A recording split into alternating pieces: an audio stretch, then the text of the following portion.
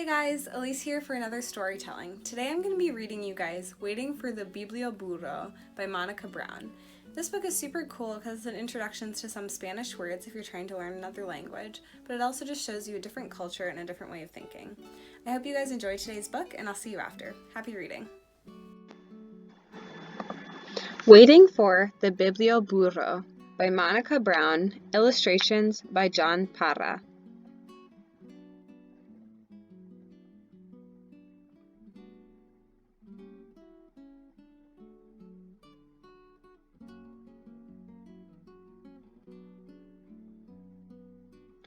On a hill behind a tree there is a house. In the house there is a bed, and on the bed there is a little girl named Anna, fast asleep, dreaming about the world outside and beyond the hill. When Anna wakes up to the rooster's kikiri, Papi is already at work on the farm and Mommy is busy in the garden.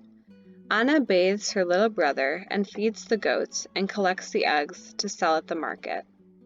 After breakfast, Anna and her mother walk down the hill.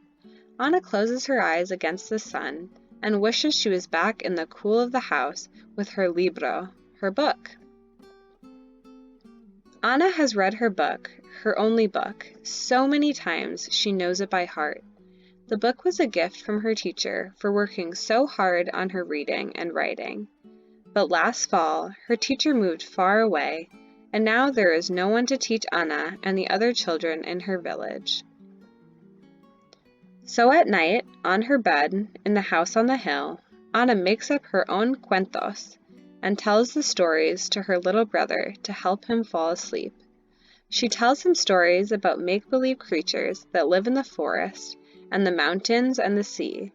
She wishes for new stories to read, but her teacher with the books have gone. One morning, Anna wakes up to the sound of a tack-tack, clip-clop, and a loud "Ia, ia!" When Anna looks down the hill below her house, she sees a man with a sign that reads, Biblioburro. With this man, there are two burros. What are they carrying? Libros, books. Anna runs down the hill to the man with the sign and the burros and the books. Other children run to him too, skipping down hills and stomping through fields. Who are you? Who are they? The children ask. The man says, I am a librarian, a bibliotecario, and these are my burros, Alpha and Beto. Welcome to Biblioburro, my biblioteca. But señor, Anna says, I thought libraries were only in big cities and buildings. Not this one, says the librarian. This is a moving library. Then he spreads out his books and invites the children to join him under a tree. Once upon a time, the librarian begins, sharing the story of an elephant who swings from a spider's web. He reads from books with beautiful pictures, then helps the little ones learn their abecedario. He sings, A, B, C, D, E, F, G, H, I, J, K, L, M, N. Finally, he says, Now it's your turn. Pick out books, and in a few weeks, I will be back to collect them and bring you new ones. Me too, says Anna. Especially you, says the librarian with a smile. So many cuentos. While Alpha and Beto chomp the sweet grass under the tree, Anna picks up book after book and finds pink dolphins and blue butterflies, castles and fairy tales, talking lions and magic carpets. Someone should write a story about your burros, Anna tells the librarian, rubbing Alpha's nose and feeding more grass to Beto. Why don't you? He asks. Then he packs up the books and is off.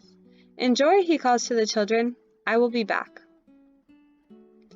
Anna runs up the hill to her house, hugging the books to her chest. She can't wait to share her books with her brother, and that night she reads until she can't keep her eyes open any longer. Each morning, Anna does her chores and reads and looks out her window. She listens to the sound of Alpha and Beto, but weeks pass and the librarian doesn't return. When will he come back? She asks her mother, who smiles and says, Go read, Anna. When will he come back? She asks her mother, who smiles and says, Go draw, Anna. When will he come back? She asks her mother, who smiles and says, Go write, Anna. When will he come back? She asks her mother, who finally says, Go to bed, Anna. One night, Anna dreams she is flying over her country on a butterfly's back. In her dream, she crosses mountains and oceans and rivers and jungles, bringing stories everywhere she goes. Stories fly from her mouth and fingers like magic, falling into the hands of children waiting below. When Anna wakes up, she misses Alpha and Beto and the Biblioburro's books. She remembers that the librarian told her that she could write a book, and so, with paper and string and colored pencil, she does. Finally, just when Anna thinks she'll never see Biblioburro again, she wakes up to the "Ia, Ia!" and children yelling. She runs down the hill with her library books and a special surprise of her very own. I wrote this cuento for you, she says. Que bueno, the librarian says, and then he reads her story to the children under the tree.